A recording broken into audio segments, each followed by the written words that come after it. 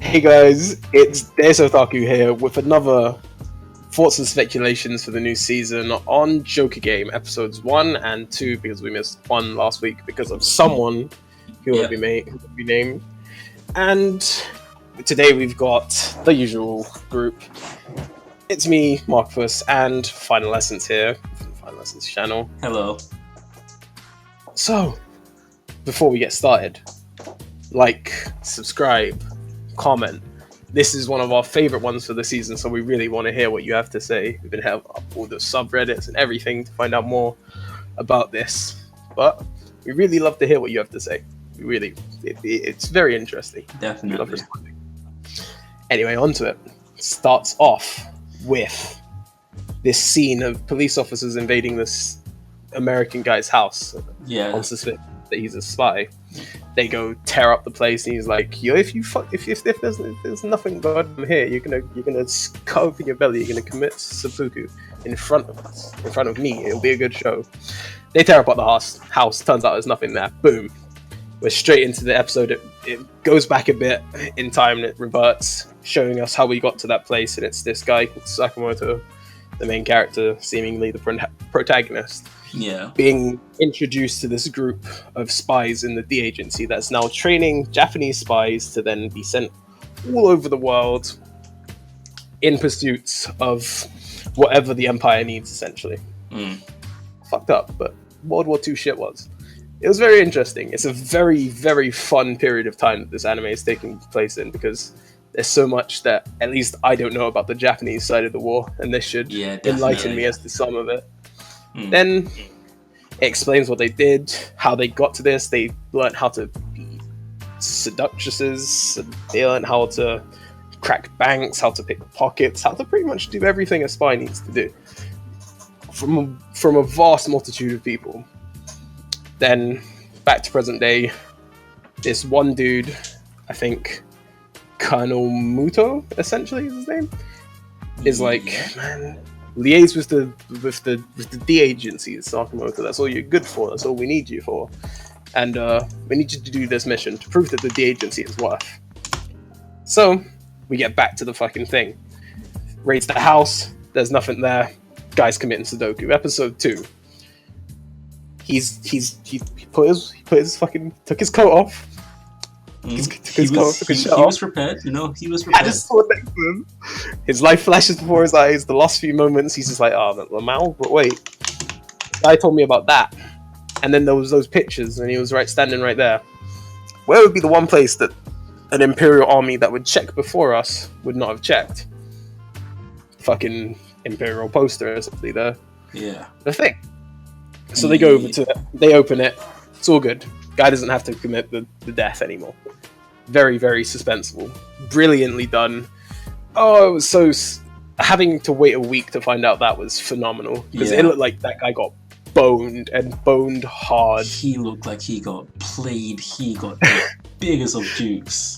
Oh yeah, I missed out a little something. They played this thing called the Joker Game, essentially. Oh yes. Very important, the card game. Very important. It's the name of the anime. Essentially what, the basis of this is built around this card game that they played, where it looked like they were playing poker, but actually they were deceiving their opponents by having someone else check the cards and things like that, and it was kind of like seeing if you could catch on. Seeing who was whose allies and seeing how each person got played. Because these spies are then trained to have that not happen to Japan, because seemingly it happened to them in the past, and they were like, it was an actual summit where all the different nations were meeting, and then Japan got played like a fucking flute. Absolutely. And now this D agency was set up to not have that happen again. Interesting shit. Moving forward again to the episode 2, sorry, forgot about that.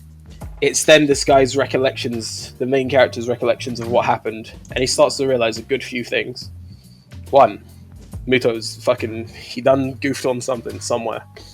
2, the fucking spy agency's a bit weird. It's a bit dangerous.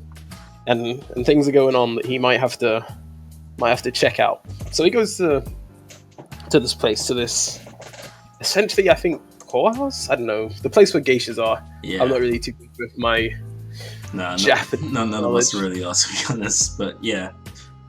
From there, he talks to their head geisha, it seems, and she has some knowledge for him about this Colonel Muto, who comes here often. He got drunk. He told very, very important things about our mission to this geisha, which you shouldn't do. It's treason, seemingly, to the Empire, and you can be killed for that.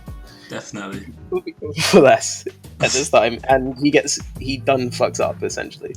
It's very interesting to see how then Sakamoto's cogs begin to click and everything starts to click into place, because he finds this thing with he finds the Colonel's cigarette thing. I don't know really what to call it. Cigarette case? Would that be it? Yeah. Yeah, it was a cigarette case, yeah. And he returns it with the knowledge that he now has. But that's not where it ends, folks. It gets even better. Oh my goodness. The final maybe 5 minutes, the bit where he's walking back with the person who trained all the spies, or the person who leads the agency, is the most interesting part of this episode. Essentially, you find out that these spies all seems to have clocked on, even the fucking head spy. Yeah, his name is Yuki, by the way. Yuki. Yeah. Yes. Yuki. YWKI.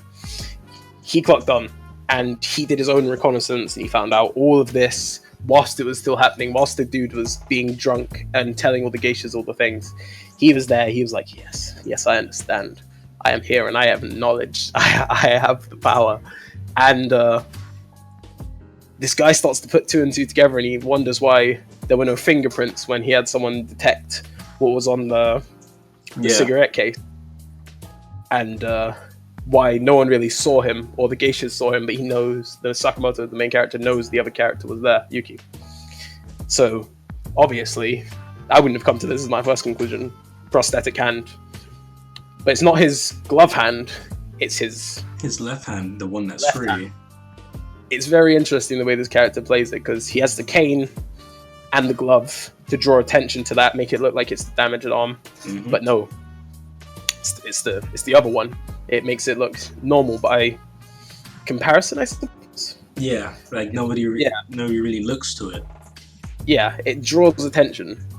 Or the glove and the cane draw attention, so he's able to freely have this like fake hand without any fingerprints, which is very seemingly useful to a spy. Definitely. And at the end of that conversation, Yuki asks him if he wants to undergo the training, and Sakamoto's like, well, no, I'm a soldier through and through, but done being used like a pawn. Episode ends, I'm like, oh, yeah, fuck, not another one of these. I need it. I need So he's kind of on the fence on this one. So it's kind of like, I mean, I'm still a soldier, you know, that's my roots, but I'm tired of being used like a pawn and then just tossed aside when my mission is over. Yeah. As a whole, episode gets a solid fucking 5 out of 5 for me. Definitely. I'm so hyped for next week. So good, this series so far. It's not disappointed at all. Not at all. And even some of the higher up ones this season have disappointed. They had like maybe a bad start, or a few things went wrong. Like Re's good, but it's only good once you get past fucking part A of episode 1, because then it puts everything in context. Yeah, which is fucking ace. But this has been good from the get-go. Either way, that's been us. Like, subscribe, please do get up in that comment section. I want to see what you guys have to say about this one. Let us know what you thought. Definitely like everything else, all of that good stuff. Either way, that's been us. DeusOtakus, Final Essence. We out. Peace.